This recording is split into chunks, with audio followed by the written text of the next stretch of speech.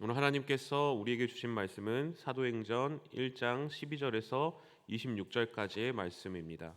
신약 성경 186쪽에 있습니다. 사도행전 1장 12절에서 26절까지의 말씀을 함께 교독하시겠습니다. 제자들이 감람원이라 하는 산으로부터 예루살렘에 돌아오니 이 산은 예루살렘에서 가까워 안식일에 가기 알맞은 길이라.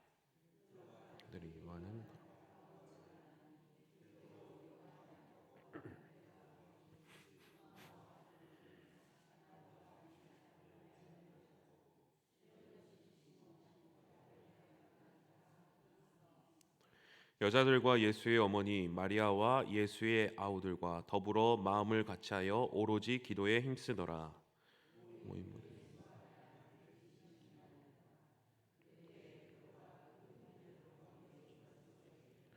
형제들아, 성령이 다윗의 입을 통하여 예수 잡는 자들의 길잡이가 된 유다를 가리켜 미리 말씀하신 성령이 응하였으니 마땅하도다.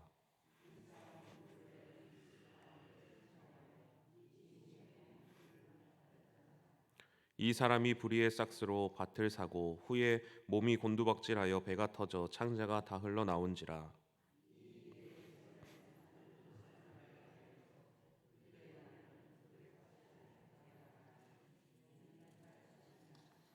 시편에 기록하였을 때 그의 거처를 황폐하게 하시며 거기 거하는 자가 없게 하소서 하였고, 또 일렀을 때 그의 직분을 타인이 취하게 하소서 하였도다.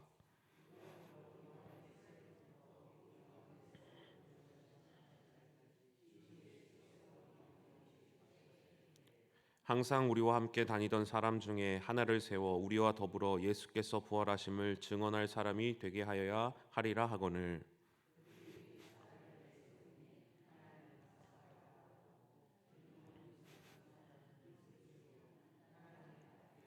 그들이 기도하여 이르되 뭇 사람의 마음을 아시는 주여, 이 두 사람 중에 누가 주님께 택하신 바 되어.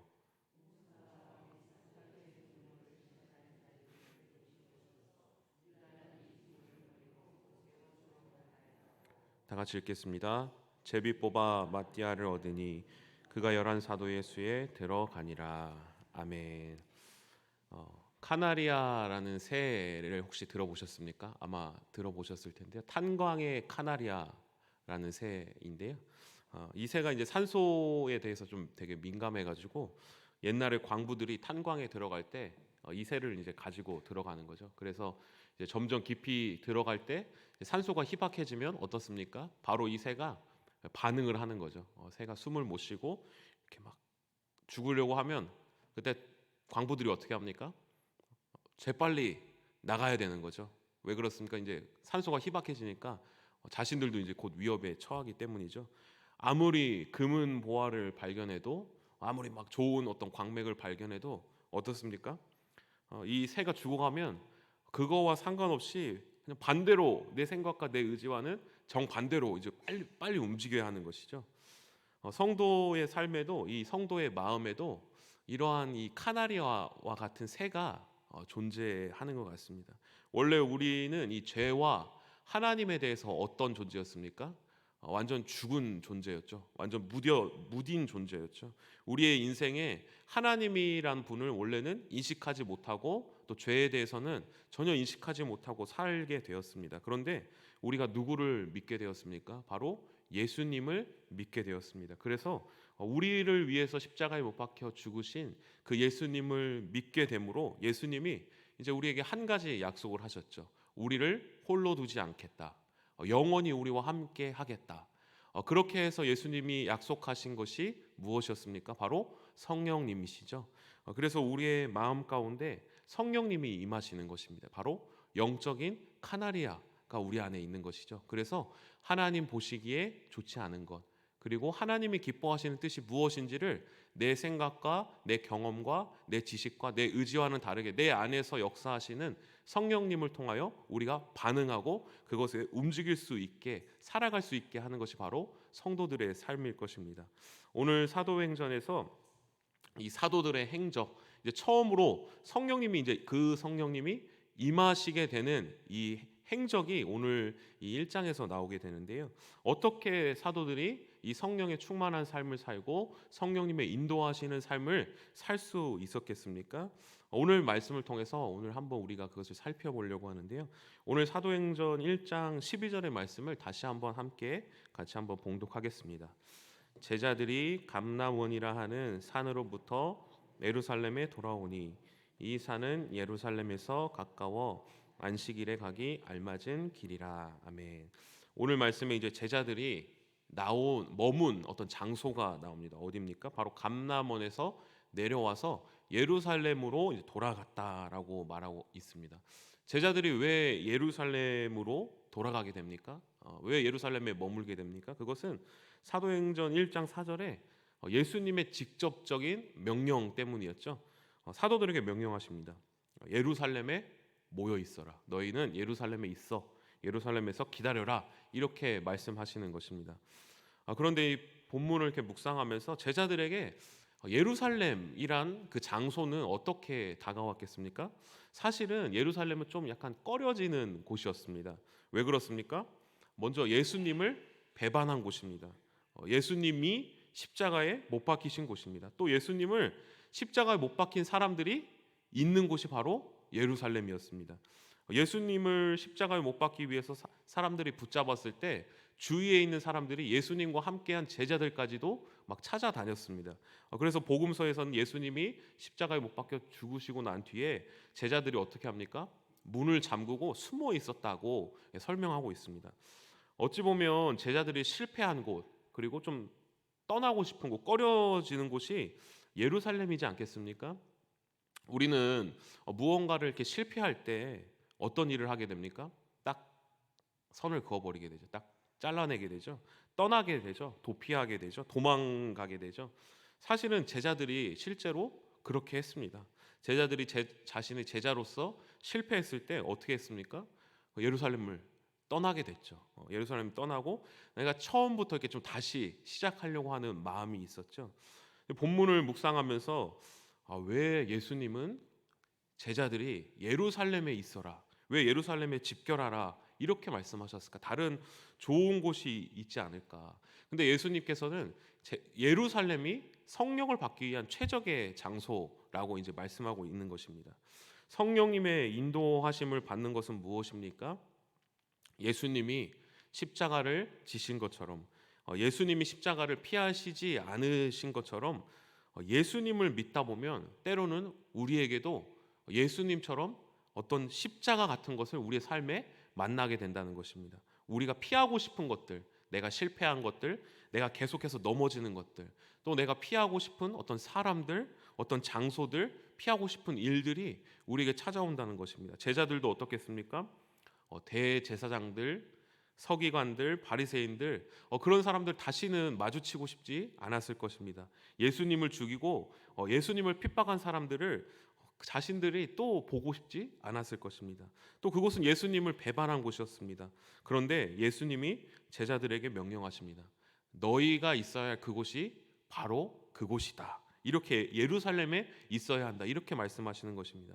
그래서 제자들은 어떻게 합니까? 예루살렘에 잠잠히 담대하게 나아갑니다. 때로는 우리도 이렇게 할 때가 있지 않습니까? 우리도 예수님을 믿다 보면 예수님께서 말씀하신, 예수님께서 명령하신, 우리에게 주어주신 어떤 사명이 있습니다. 또 영혼이 있습니다. 또 우리에게 지켜야 할 자리를 보여주십니다. 또 우리에게 어떤 문제를 그거 포기하지 말고 그 문제를 끝까지 안고 있으라고 말씀하십니다. 그 문제와 그 관계, 어떤 그 일들을 그냥 관두고 싶습니다. 그냥 놓아버리고 싶고 그냥 피하고 싶습니다. 그 사람과 그냥 끊어버리고 싶습니다. 그런데 우리의 신앙은 성령님이 임하시는 곳은 어디입니까? 우리가 그 문제를 안고 있을 때, 포기하지 않고 계속해서 그 문제를 붙잡고 있을 때 그 문제 안에서 성령님이 임하여 주신다는 것입니다. 우리의 마음이 상한 심령이 되는 그때, 그 문제를 가지고 그 문제 속에서 가만히 있을 때 전적으로 나를 의지할 수 없고 예수님의 십자가처럼 내가 완전 무장이 해제가 되는 그곳에서 누가 우리를 기다리고 계시다는 것입니까? 바로 성령님이 우리에게 은혜를 주시기 위해서, 또 그 문제를 해결해 주시기 위해서 우리를 기다리고 계신다는 것입니다. 그런데 중요한 것이 있습니다. 거기에서 제자들이 무언가를 하고 뭔가 어떤 열심히 일을 했습니까? 내가 뭔가를 하는 것이 아니라는 것입니다. 제자들이 어떻게 했습니까? 예루살렘에서 전도하고 그 대제사장들을 만나서 예수님에 대해서 막 뭔가 변호하고 뭔가 열심히 어떤 일을 했습니까? 아닙니다. 그렇지 않았습니다. 1절 하지 않았습니다. 그냥 그곳에 예루살렘에서 예수님의 명령을 따라 모여서 잠잠히 기다리고 있었습니다. 12절 말씀에 예루살렘에 돌아왔다. 그리고 모든 제자들이 함께 그곳에 머물러 있었다. 이렇게만 말하고 말씀이 끝이 납니다. 우리도 마찬가지입니다. 내게 닥쳐오는 문제들, 주님이 내게 맡겨주신 십자가가 있습니다. 그것을 우리는 어떻게 하고 싶습니까? 피하고 싶습니다. 너무나도 괴롭습니다. 그런데 주님이 원하시는 건 무엇입니까? 그냥 잠잠히 그 문제에 머무는 것입니다. 그냥 그 곁에 그냥 가만히 우리의 힘을 쫙 빼고 가만히 그냥 있는 것입니다. 예수님처럼 내게 있는 그 문제의 가장 중심부로 너무나도 내가 괴롭고 힘들지만 그 안으로 내가 들어가는 것입니다. 그것이 어떤 사람입니까? 그렇게 우리가 들어갈 때 내 심령이 상하여지고 또 내 심령이 더욱더 낮아지고 겸손하여지고 나 스스로를 겸비할 때 비로소 그때 성령님의 인도하심을 받을 수 있는 준비가 된 사람으로 우리를 만들어 가신다는 것입니다. 그런데 거기에서 제자들이 어떤 일을 하게 됩니까? 우리 1장 14절의 말씀을 우리 같이 한번 한 목소리로 봉독하시겠습니다. 여자들과 예수의 어머니 마리아와 예수의 아우들과 더불어 마음을 같이하여 오로지 기도에 힘쓰더라. 아멘. 제자들이 그곳에서 한 일이 있습니다. 무엇입니까? 오로지 기도에 힘썼다는 것입니다. 제자들이 힘쓴 것이 무엇입니까? 바로 기도였던 것입니다. 내가 실패한 자리, 내가 두려워하는 그 자리, 내가 피하고 싶은 그 자리에 당당하게 서서 기도에 힘썼다는 것입니다. 1517년 우리 마르틴 루터 목사님이 비텐베르크 교회 문에 95개 조항 개혁 선언문을 붙이고 종교 개혁을 이제 시작하게 됩니다. 그래서 많은 그 교회들의 핍박을 받게 되는데요. 여러 가지 어려움과 힘든 상황 속에서 그래도 끝까지 이제 그 루터 목사님은 종교 그 개혁을 위해서 열심히 용맹정진하게 됩니다. 그런데 이것을 끝까지 버티게 되는 그 힘의 비결, 내가 끝까지 거기서 머물러 있을 수 있었던 힘의 비결이 목사님께서 뭐라고 말씀하십니까? 바로 기도였다라고 말합니다.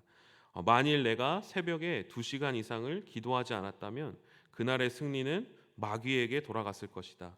나에게는 너무나 할 일이 많았다. 그러나 날마다 3시간 이상 기도하는 것보다 더 중요한 일은 없었다. 그 기도가 모든 일을 지탱해 나가게 하는 힘이 되었던 것이다. 이렇게 고백합니다. 예수님과 3년간 동거동락하며 예수님의 죽으심과 부활하심을 두 눈으로 직접 목도한 사도들도 예수님이 명령하신 예루살렘에 머물면서 무엇을 하였습니까? 기도하였습니다. 기도함으로 자신을 인도해 줄 성령님을 기다린 것입니다. 우리는 어떻겠습니까?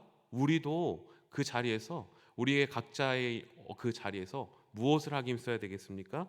기도해야 될 것입니다. 그런데 이렇게 기도한 사도들에게 어떠한 역사가 나타납니까?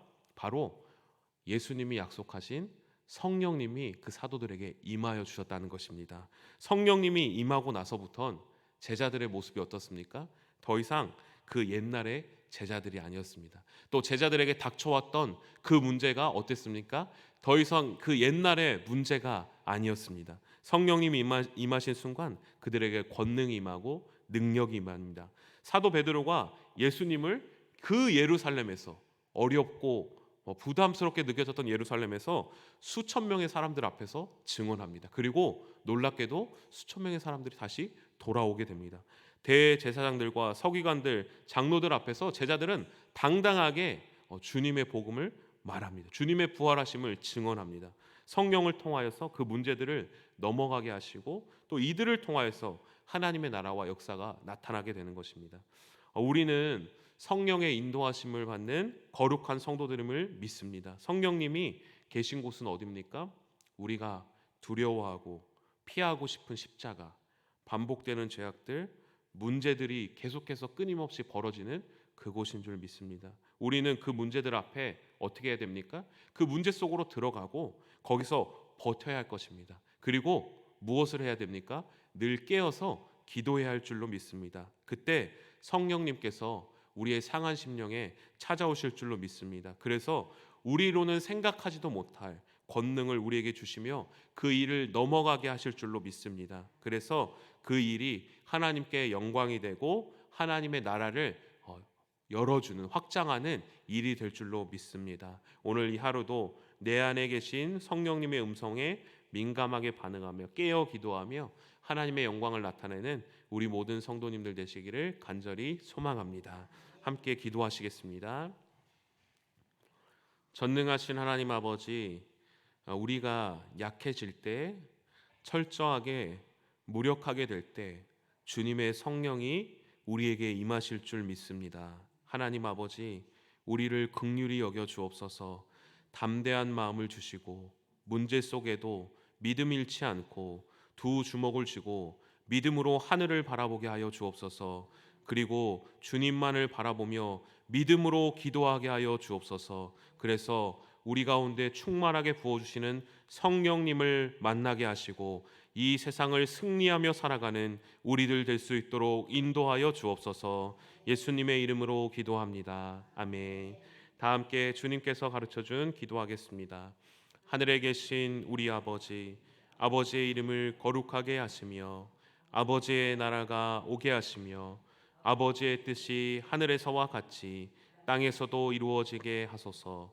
오늘 우리에게 일용할 양식을 주시고 우리가 우리에게 잘못한 사람을 용서하여 준 것 같이 우리 죄를 용서하여 주시고 우리를 시험에 빠지지 않게 하시고 악에서 구하소서.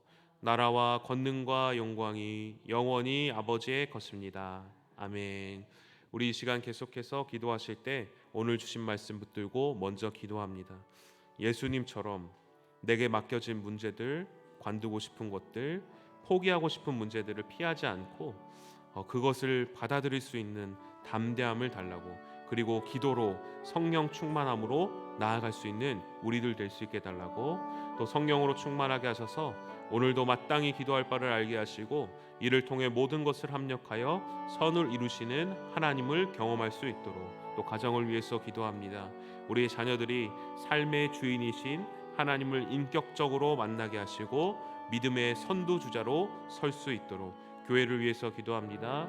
목요 중보기도팀에 기도를 들으시고 응답하시며 주님이 주신 언약의 말씀을 굳게 붙들고 기도할 때 모든 것을 아름답게 세워가시는 하나님을 경험할 수 있도록, 또 생육하고 번성하라는 주님의 명령에 순종하여 저출산의 문제가 해결되게 하시고 다음 세대를 세우는 일에 좋은 정책을 낼 수 있도록 이 시간 주님의 도우심을 간구하며 함께 기도하겠습니다.